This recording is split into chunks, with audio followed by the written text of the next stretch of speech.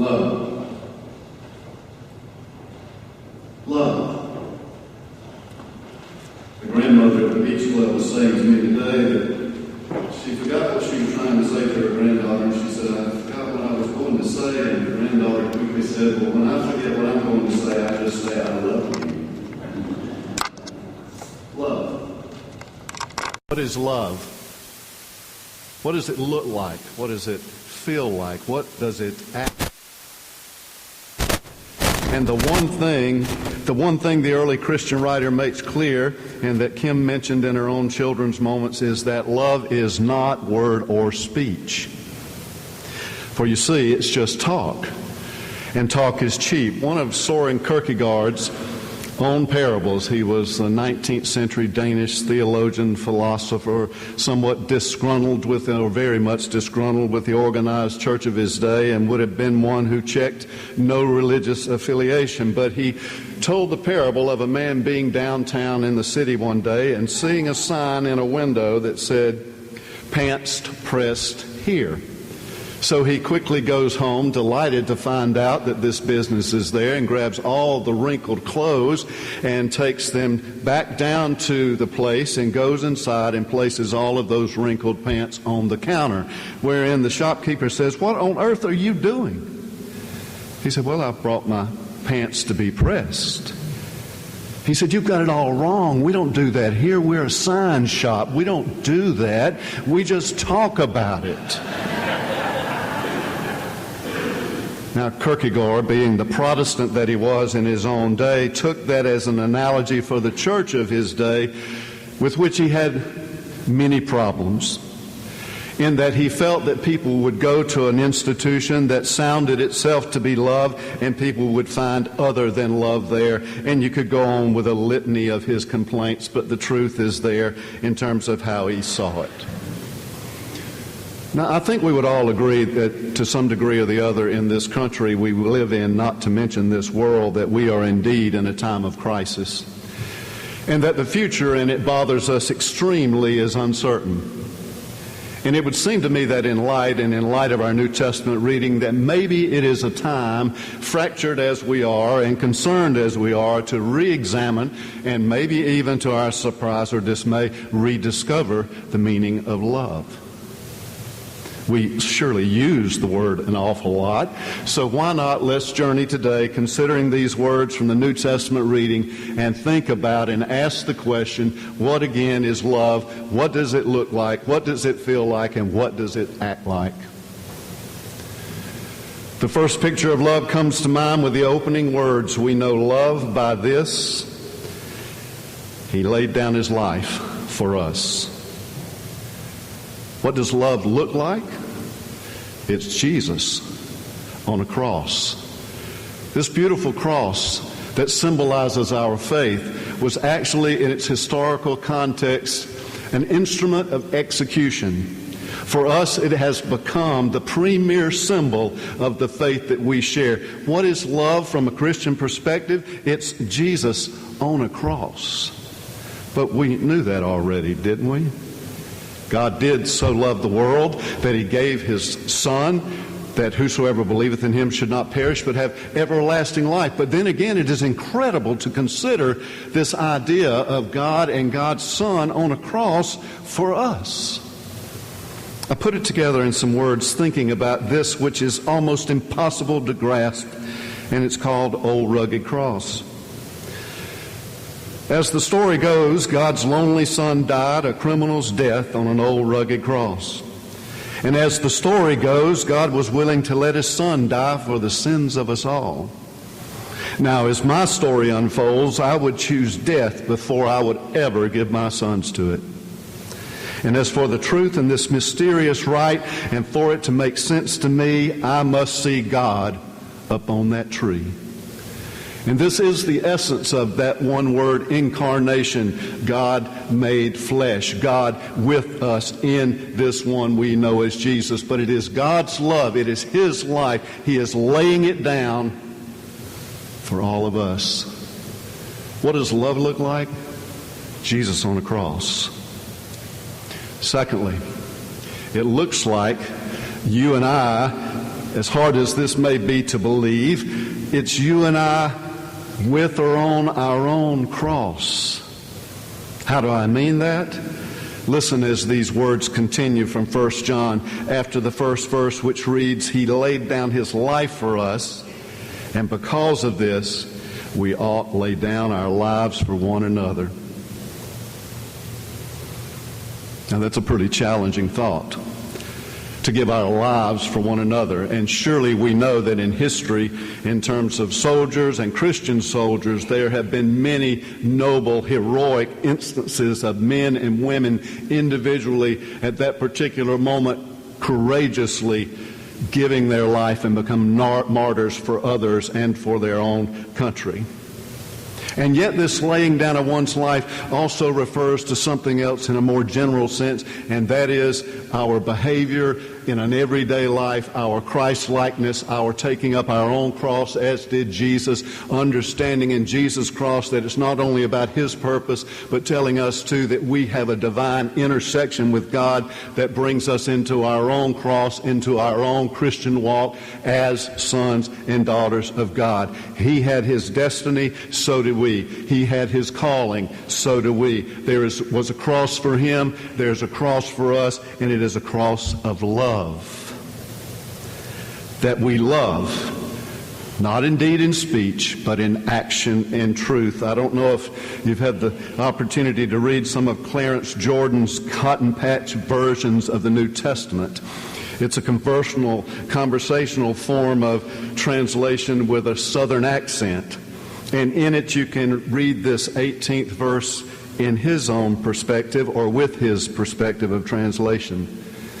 My little ones, let's not talk about love. Let's not just sing about love. Let's put love into action and make it real. Let us practically, daily, give of our lives, living and loving those that are path that we are destined to cross paths with. John even brings it to a question as to the practicality of the matter of loving our role. How does God's love abide in anyone who has the world's goods and sees a brother or sister in need and refuses to help? The short answer is, it doesn't. We spoke of the Christian Service Center. It seems to me that in every one of our lives, generally speaking, as those disciples of Christ, that we are all called to be in our own particular way with the gifts that we are endowed with, Christian service centers or Good Samaritans, whatever word you wish. This is love, that He laid down His life for us, and we ought to lay down our lives for one another. And now I would like to introduce to you an 8-year-old boy named Bruno. I don't know if you've seen the movie. I had the good and sad fortune to see it earlier in the week when I already knew the track of my thoughts in terms of this sermon today, but the movie or read the novel, The Boy in the Striped Pajamas. It's about a little 8-year-old boy in World War II Nazi Europe. His father is a commander in Berlin and is transferred to be the commandant of Auschwitz.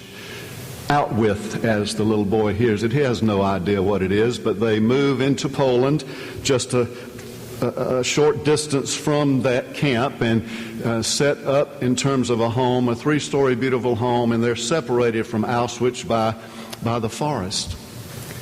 Now from his window, Bruno can see this farm, he's told that it is, and he also knows it's off limits to him, and he sees people moving back and forth and out with pajamas as he perceives it. And again, he knows he's forbidden from going any further than where he is in terms of seeing what really goes on there.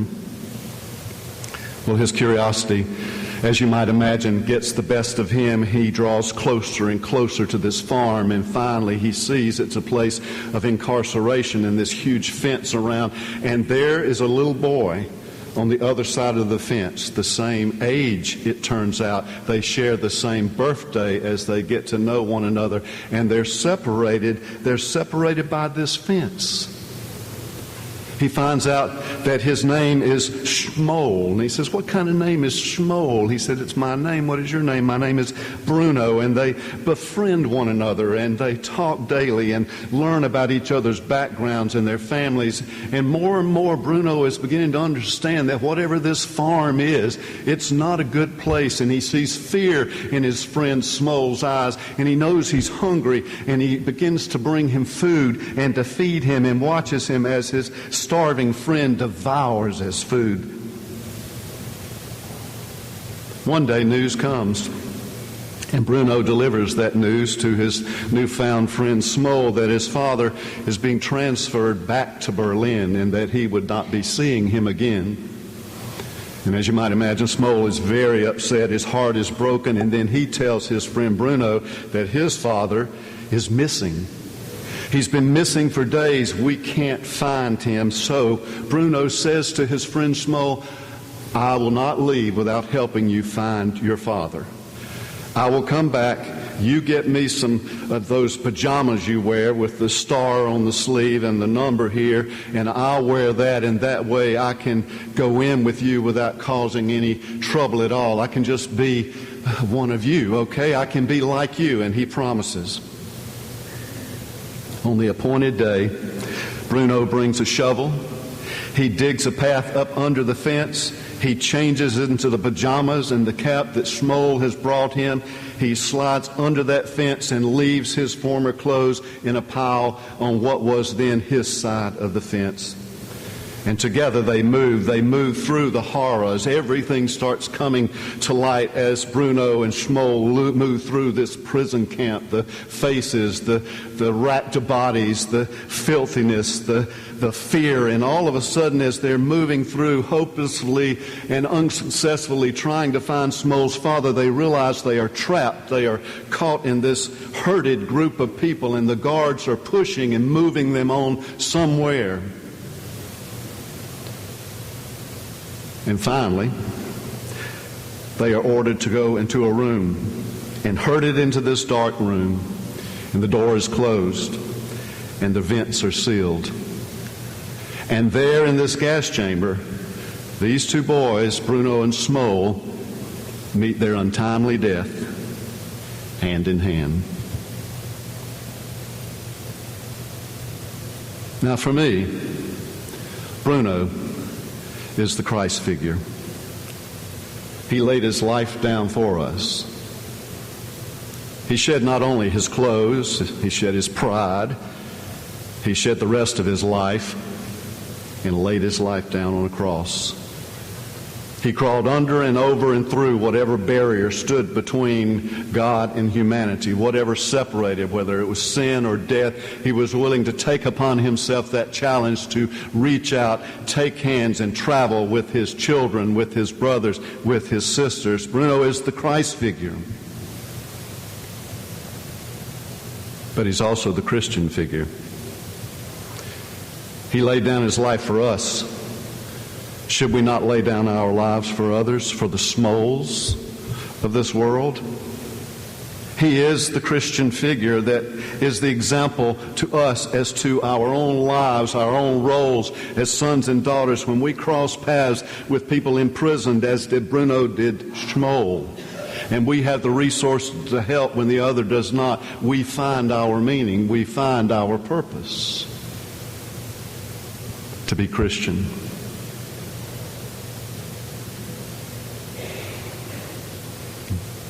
I have a question.